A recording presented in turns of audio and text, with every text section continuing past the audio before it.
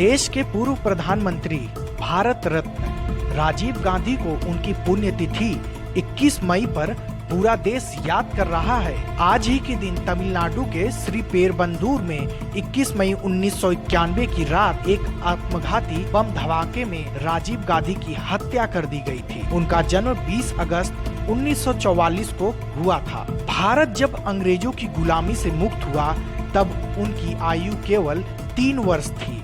उनका बचपन तीन मूर्ति भवन में बीता। अपने राजनीतिक कार्यकाल में देश को तकनीक और वैश्विक बुलंदियों तक पहुंचाने वाले राजीव गांधी के जीवन के कई दिलचस्प तथ्य हैं, जिनसे आप अनजान होंगे। आज उनकी पुण्यतिथि पर हम आपको ऐसी ही अनसुनी बातों के बारे में बताते हैं। प्रधानमंत्री के तौर पर देश की सेवा करने वाले राजीव गांधी नेहरू गांधी परिवार के आखिरी सदस्य थे, जो राजनीति में इतने संघर्ष तक पहुँचे। राजनीति में आने से पहले वो पेशे से पायलट थे। राजीव को अब माँ की तरह राजनीति में कोई दिलचस्पी नहीं थी। उन्होंने पायलट बनने से पहले इंजीनियरिंग की पढ़ाई करने की भी बहुत कोशिश की थी, लेकिन किताबी ज्ञान में सीमित हो जाना उन्हें रास नहीं आया। लंदन में पढ़ाई करने के बाद वे कैम्ब्रिज के ट्रिनिटी कॉलेज गए। वहाँ 3 साल पढ़ने के बाद भी उन्हें डिग्री नहीं मिली। फिर उन्होंने लंदन के ही इंपीरियल कॉलेज में मैकेनिकल इंजीनियरिंग में दाखिला लिया, लेकिन उसमें भी उनका मन नहीं लगा।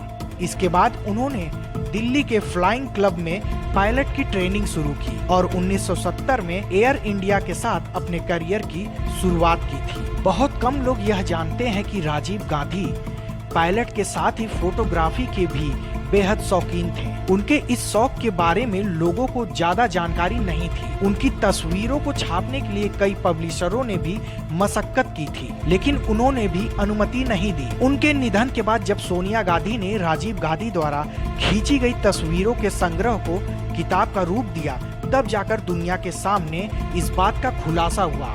उस किताब का नाम है Rajiv's world, photographs by Rajiv Gandhi. Rajiv Gandhi संभवतः देश के इकलौते ऐसे प्रधानमंत्री जी हैं जो कई बार खुद ही अपनी गाड़ी चलाकर जगह जगह जाते थे। कई बार तो राजीव गांधी चुनावी रैलियों में भी खुद ही अपनी कार चलाकर पहुंच जाते थे। सुरक्षा गार्डों को तेजी से उनके पीछे चलने रहना पड़ता था। विमान दुर्घटना में संजय गांधी की असामयिक मौत के बाद कई लोग इंदिरा गांधी और राजीव गांधी से मिलने आ रहे थे। कहा जाता है कि इसी दौरान बद्रीनाथ के जगतपुर शंकराचार्य स्वामी श्री स्वरूपानंद जी ने इंदिरा गांधी को सावधान करते हुए कहा था कि अब राजीव को ज्यादा समय तक विमान नहीं उड़ाना चाहिए। इस पर इंदिरा गांधी ने आय की बात कही तो स्वामी जी ने उन्हें सलाह दी कि राजीव को अब राष्ट्र की सेवा में लग जाना चाहिए। इसी के बाद उन्होंने राजनीति में आने का मन बना लिया।